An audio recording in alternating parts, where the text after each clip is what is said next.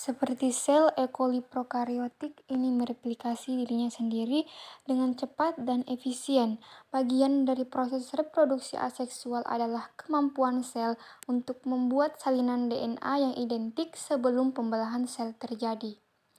DNA yang identik sebelum pembelahan sel terjadi, sel prokariotik yang bereproduksi dengan pembelahan biner bergantung pada proses replikasi DNA yang cepat dan akurat untuk memastikan generasi sel yang akan datang akan memiliki instruksi genetik yang sama dengan sel induknya.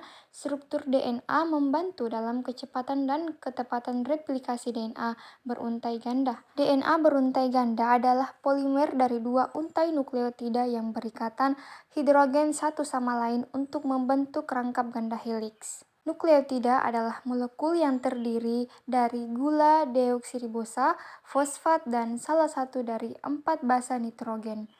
Tulang punggung fosfodiester bersikeras gula bergantian dengan gugus fosfat basa nitrogen termasuk sitosin, timin, adenin, dan guanin.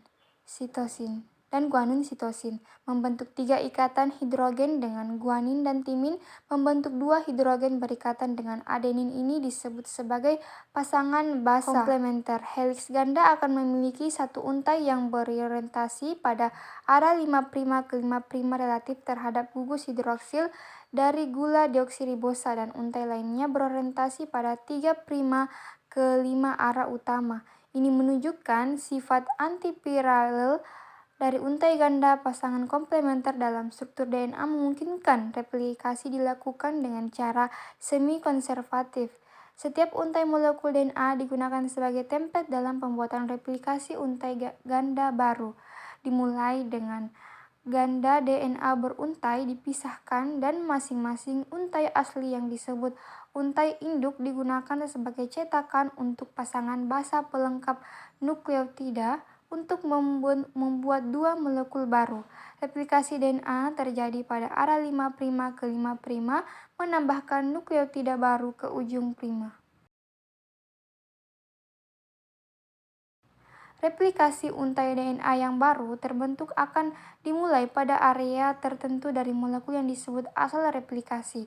Asal replikasi menunjukkan area replikasi aktif yang disebut garpu replikasi. Untuk memahami bagaimana organisme eukariotik kompleks mereplikasi DNA, ilmuwan pertama kali mempelajari replikasi dalam prokariotik model seperti E. coli. Sejumlah enzim diperlukan untuk replikasi untuk melanjutkan setelah garpu replikasi didirikan. Helikase memisahkan helai heliks ganda dan protein pengikat beruntai tunggal. Menstabilkan daerah beruntai tunggal baru, DNA girase digunakan untuk memastikan ganda area beruntai di luar garpu replikasi tidak menjadi supercoil seperti garpu replikasi stabil DNA polimerase.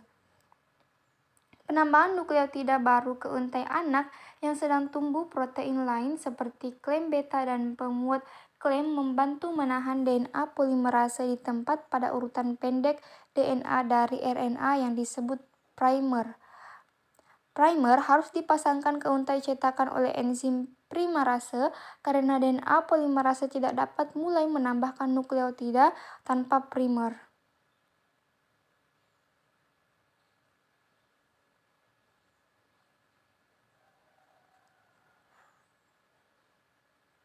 Pada untai induk berorientasi 3' ke 5 disebut sebagai untai terdepan. Nukleotida baru ditambahkan, ujung 3' bergerak terus-menerus menuju cabang replikasi yang meluas.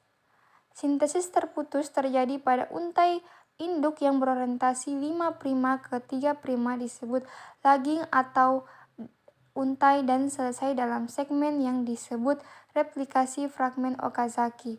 Pada untai ini menggunakan primerase untuk menambahkan primer di depan 5 ujung utama untai lagging DNA polimerase ketiga kemudian menambahkan urutan pendek nukleotida fragmen Okazaki ke primer sebagai heliks dibuka.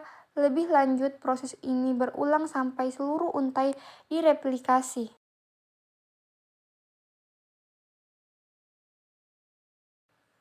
DNA polimerase 1 menggantikan primer dengan nukleotida DNA dan RNA ligase.